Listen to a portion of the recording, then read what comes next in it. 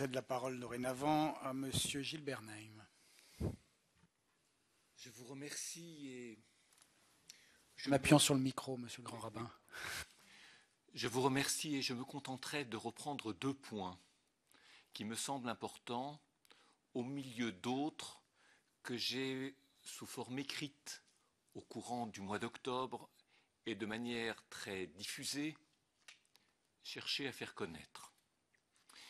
Un grand nombre de nos concitoyens ne perçoit dans la revendication du mariage homosexuel qu'une étape supplémentaire de la lutte démocratique contre l'injustice et les discriminations dans la continuité de celles engagées contre le racisme.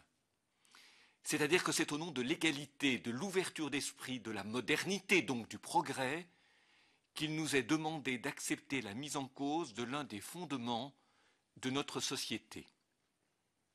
Et c'est sur les termes d'égalité et de progrès que je souhaiterais revenir et m'arrêter maintenant. Représentant la communauté juive de France, inspirée de sources bibliques et rabbiniques, mais transcrivant cette pensée dans un langage juridique, anthropologique et philosophique, je souhaitais rappeler 2 choses. Il est convenu, c'est-à-dire que l'on entend très souvent dire que les homosexuels sont victimes de discrimination. Ils doivent avoir, comme les hétérosexuels, le droit de se marier. Mais ce que l'on oublie souvent de dire, c'est que l'argument du mariage pour tous ceux qui s'aiment ne tient pas. Ce n'est pas parce que des gens s'aiment qu'ils ont systématiquement le droit de se marier, qu'ils soient hétérosexuels ou homosexuels. Au nom de l'égalité, de la tolérance, de la lutte contre les discriminations et de tant d'autres principes, on ne peut pas donner droit au mariage à tous ceux qui s'aiment. N'est pas en cause ici la sincérité d'un amour. Et il est compréhensible que des personnes amoureuses souhaitent voir leur amour reconnu. Toutefois, des règles strictes délimitent aujourd'hui et continueront demain de délimiter les alliances autorisées et les alliances interdites au mariage. En ce sens, le mariage pour tous est uniquement un slogan car l'autorisation du mariage homosexuel maintiendrait des inégalités et des discriminations à l'encontre de tous ceux qui s'aiment, mais dont le mariage continue d'être interdit. Dans la vision du monde que je partage avec de nombreuses personnes croyantes ou non croyantes, le mariage n'est pas uniquement la reconnaissance d'un amour. Le mariage est l'institution qui articule l'alliance de l'homme et de la femme avec la succession des générations. Le mariage est l'institution d'une famille, c'est-à-dire d'une cellule qui crée une relation de filiation directe entre ses membres, et au-delà de la vie commune de 2 personnes, le mariage organise la vie d'une communauté composée de descendants et d'ascendants.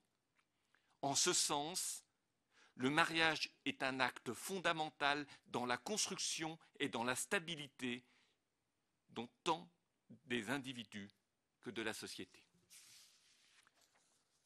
L'autre, je ne dirais pas lieu commun, mais d'autres propos entendus, suggèrent que l'homoparentalité existe de fait, que des milliers et des milliers d'enfants sont élevés déjà par des couples homosexuels, et qu'il faut donc créer un cadre juridique pour protéger ces enfants. Alors permettez-moi de répondre à ce que l'on entend, aux arguments qui sont avancés, et d'argumenter point par point. On oublie souvent de dire que la loi permet déjà d'organiser la vie quotidienne des familles recomposées, de rappeler l'article 372 du Code civil qui indique que l'exercice de l'autorité parentale revient au père et à la mère de l'enfant et que les parents n'ont pas la possibilité de céder à leur convenance leur autorité à un tiers. En revanche, le Code civil envisage la possibilité de déléguer l'exercice de l'autorité parentale à un tiers sur décision du juge aux affaires familiales, voire article 377 et suivant du Code civil. La délégation peut être totale et elle concerne alors tous les droits relatifs à l'enfant, sauf celui de consentir à son adoption. Mais elle peut être aussi, cette délégation, elle peut être partielle. Elle concerne alors simplement certains aspects comme la garde ou la surveillance. Et le juge aux affaires familiales peut seul décider de la délégation ou restitution de l'autorité parentale. Mais le mécanisme de la délégation présente l'inconvénient de déposséder les parents de ce qui est délégué au tiers. C'est pourquoi, devant le phénomène croissant des familles recomposées, le mécanisme a été assoupli en 2002, loi numéro 2002-305 du 4 mars 2002 relative à l'autorité parentale, et donne désormais aux juges aux affaires familiales la possibilité d'organiser pour les besoins d'éducation de l'enfant et avec l'accord des parents le partage de l'exercice de l'autorité parentale, article 377.1 du Code civil. Un tel partage permet d'associer un tiers à l'exercice de l'autorité parentale sans que cela entraîne pour le parent la perte de prérogatives. La compagne homosexuelle peut déjà partager l'exercice de l'autorité parentale avec la mère.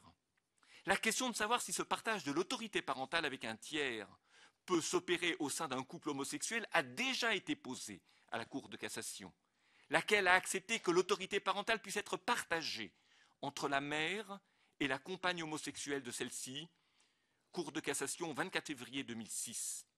Dans son arrêt, la première chambre civile de la Cour de cassation affirme que le Code civil ne s'oppose pas à ce qu'une mère seule, titulaire de l'autorité parentale, en délègue tout ou partie de l'exercice à la femme avec laquelle elle vit en union stable et continue, dès lors que les circonstances l'exigent et que la mesure est conforme à l'intérêt supérieur de l'enfant. Il est ainsi jugé que l'intérêt supérieur des enfants peut justifier, en pareille circonstance, que l'autorité parentale soit partagée entre une mère et sa compagne, a expliqué la Cour de cassation. Il n'est donc pas nécessaire d'ajouter encore la loi à ce qui existe déjà. Le droit français est suffisamment riche pour répondre aux situations des familles recomposées actuelles, y compris les familles homoparentales.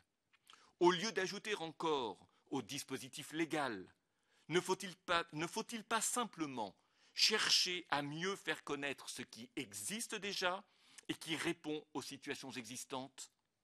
Mieux informer sur ce dispositif permettrait de l'utiliser pleinement et de trouver aussi des solutions souples, sur mesure, pour permettre aux beaux-parents, entre guillemets, ou à un autre tiers d'être associé à l'exercice de l'autorité parentale à l'égard de l'enfant, si cela s'avère nécessaire et conforme à l'intérêt de l'enfant.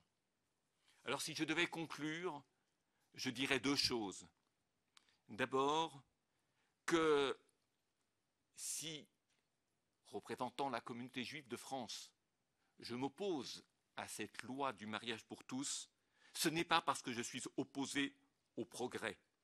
Le progrès, c'est le développement en bien, c'est le développement en mieux.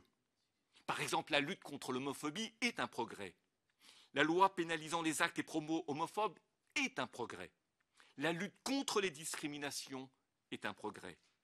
La protection du conjoint dans un couple homosexuel est un progrès. Mais en quoi le mariage homosexuel et l'adoption par les couples homosexuels sont-ils un progrès? Ce sont des changements de normes sociales et juridiques. À mes yeux, ce ne sont pas des progrès. Et je terminerai en rappelant que je ne suis pas opposé à l'égalité, dans la mesure où l'idée d'égalité ne doit pas être dévoyée lorsqu'elle nécessite préalablement de modifier une définition. Ici, c'est la définition du mariage qui est modifiée, et non pas les droits de l'homme ou de la femme, que ce soit dans les couples hétéros ou homosexuels, qui sont changés. Il faut savoir au nom de quoi on agit, quel serait l'impact de ces changements, et si l'on est ou non en train d'enclencher une mécanique que l'on sera plus tard incapable d'arrêter. Voilà ce que je souhaitais rappeler à l'occasion de cette audition. Je vous remercie.